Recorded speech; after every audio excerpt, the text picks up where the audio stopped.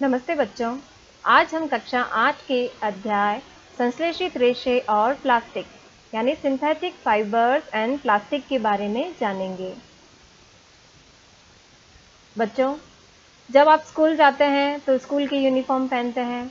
उसी तरह से अगर आप कहीं बाहर यानी किसी शादी ब्याह किसी फंक्शन में जा रहे हैं तो वहाँ पर अलग विशेष प्रकार के परिधान पहने जाते हैं।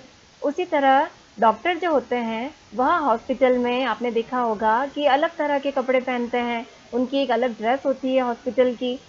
वैसे ही जो पुलिसमैन जो होता है या फिर कोई ट्रैफिक पुलिस वाला, उनकी भी एक अलग वर्दी होती है। तो बच्चों, ये सभी अलग तरीके के ये सारे जो कपड़े हैं, यह बनते कैसे हैं? आज इस अध्याय में हम जानेंगे कि किस प्रकार कपड़े बनाए जाते हैं। कपड़े प्राकृतिक अथवा कृत्रिम स्रोतों से प्राप्त रेशों यानी फाइबर्स से बनाए जाते हैं। इन रेशों का उपयोग कपड़े बनाने के अलावा विभिन्न प्रकार की घरेलू वस्तुओं के निर्माण में भी किया जाता है।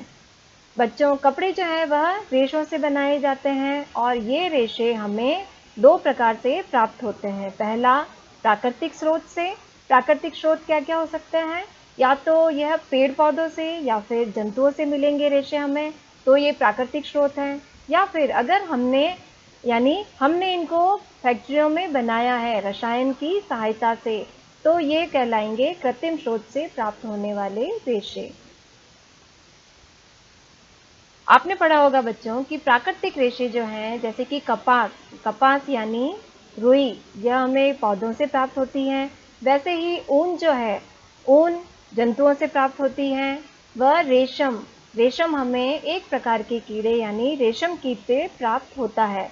यह रेशम का जो रेशा है, यह अत्यधिक चमकदार होता है। यह सभी हमें प्राकृतिक स्रोतों से प्राप्त होने वाले रेशे हैं। दूसरी ओर संश्लेषित रेशे मनुष्य द्वारा बनाए जाते हैं, इसीलिए इन्हें संश्लेषित यानी इनका संश्लेषण किया है, इनको हमने बनाया है।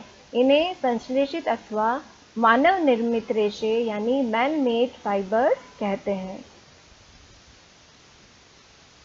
तो बच्चों, इस अध्याय में हम सीखेंगे कि संश्लेषित रेशे क्या हैं, संश्लेषित रेशों के क्या क्या प्रकार हैं, संश्लेषित रेशों के क्या गुणधर्म हैं, यानी इनमें ऐसी क्या खासियत है कि इनका उपयोग हम कर रहे हैं और दिनों दिन इनका उपयोग बढ़ता भी जा रहा है।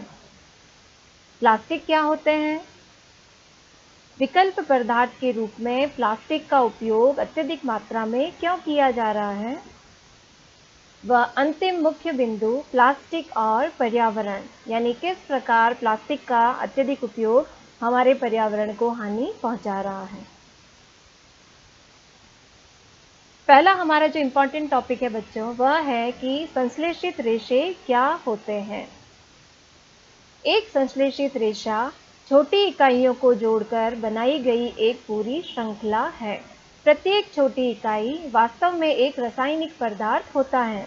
इस प्रकार की अनेक छोटी इकाइयां मिलकर एक बड़ी एकल इकाई बनाते हैं, जिसे हम बहुलक या फिर पॉलीमर कहते हैं। हम एक उदाहरण ले सकते हैं बच्चों कि अगर हमने एक मोतियों की माला ली है, वह पूरी मोतियों की माला एक श्रृंखला है और ये जो श्रृंखला है यानी उसमें एक एक मोती को पिरोया गया है, तब जाके वह माला यानी श्रृंखला बनती है। इसका हर एक मोती जो है एक इकाई कहलाता है और ये पूरी जब श्रृंखला बन जाती है तो इसी को हम रेशा मानते हैं और इस रेशे की जो एक इकाई है वह रासायनिक पदार्थ से बनी होती है।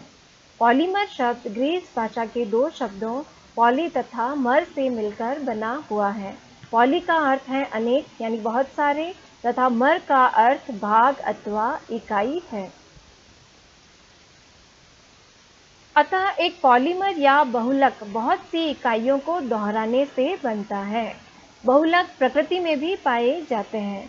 उदाहरण के लिए बच्चों, कपास, इसका एक बहुत अच्छा उदाहरण है। कपास एक बहुलक है जिसे हम सेल्यूलोज भी कहते हैं। ये सेल्यूलोज जो है बहुलक है और इसकी जो एकलक इकाई है वह है ग्लूकोज, यानी कि ग्लूकोज की बहुत सारी इकाइयां जुड़कर सेल्यूलोज रेशे का निर्माण करती है।